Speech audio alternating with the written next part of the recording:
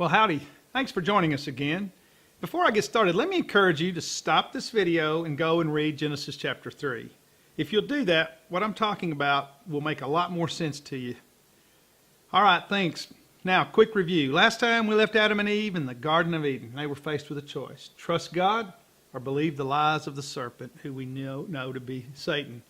Sadly, Adam and Eve chose to believe the lie that God was just not enough to meet their needs. So they ate from the forbidden tree, and that choice brought grave consequences upon them and every other person that's ever been born on planet Earth, except Jesus, of course.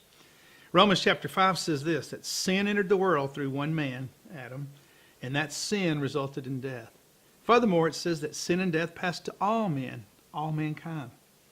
Therefore, because of Adam's one sin, all men were made sinners.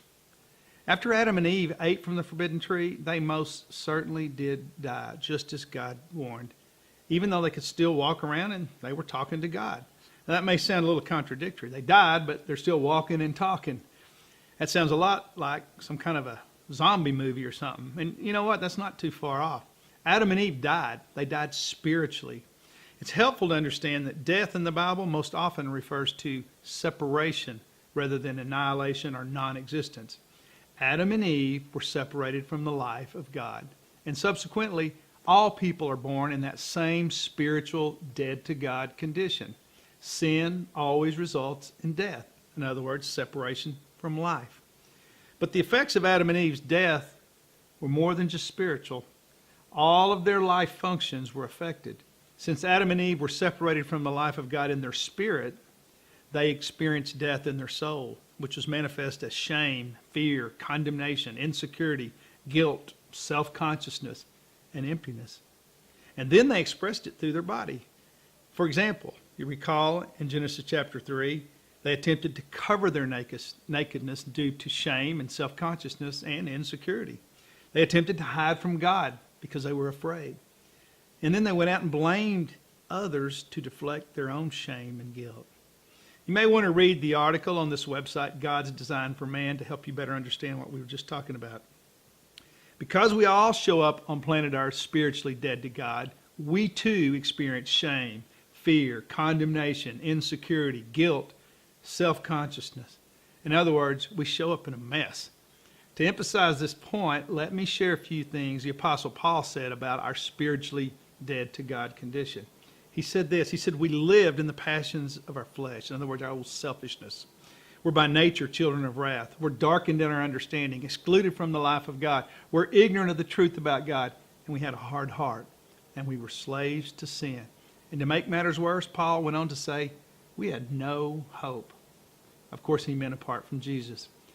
In order to better understand these things, let me call your attention to something that I believe is very significant. In Genesis 2, verse 25, the last verse, it says this, and the man and his wife were both naked and were not ashamed.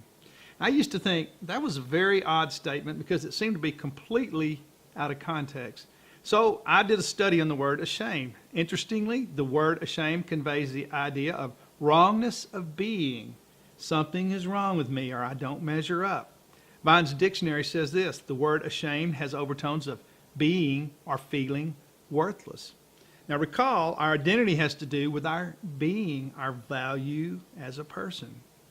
Adam and Eve were not ashamed when they were placed in the garden because they were experiencing the life of God and all that it brings, love and joy and peace, rest, security, fullness.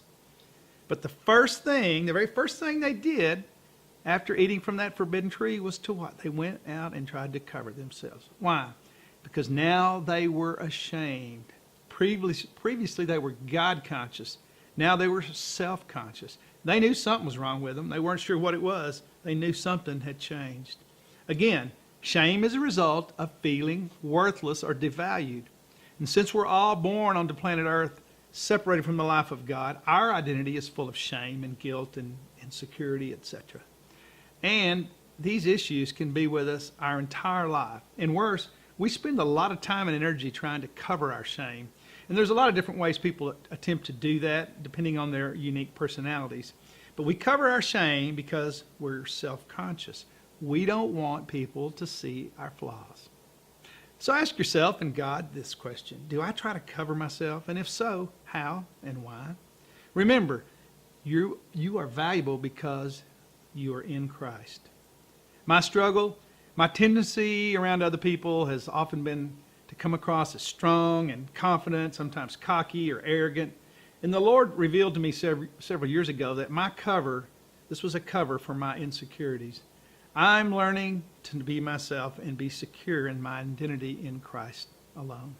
Hope you'll stay with us, because we're going to talk about how we can walk secure in our identity in Christ. But until next time, remember, every moment of every day we have a choice, life or death. So why not choose life? Thanks again for listening.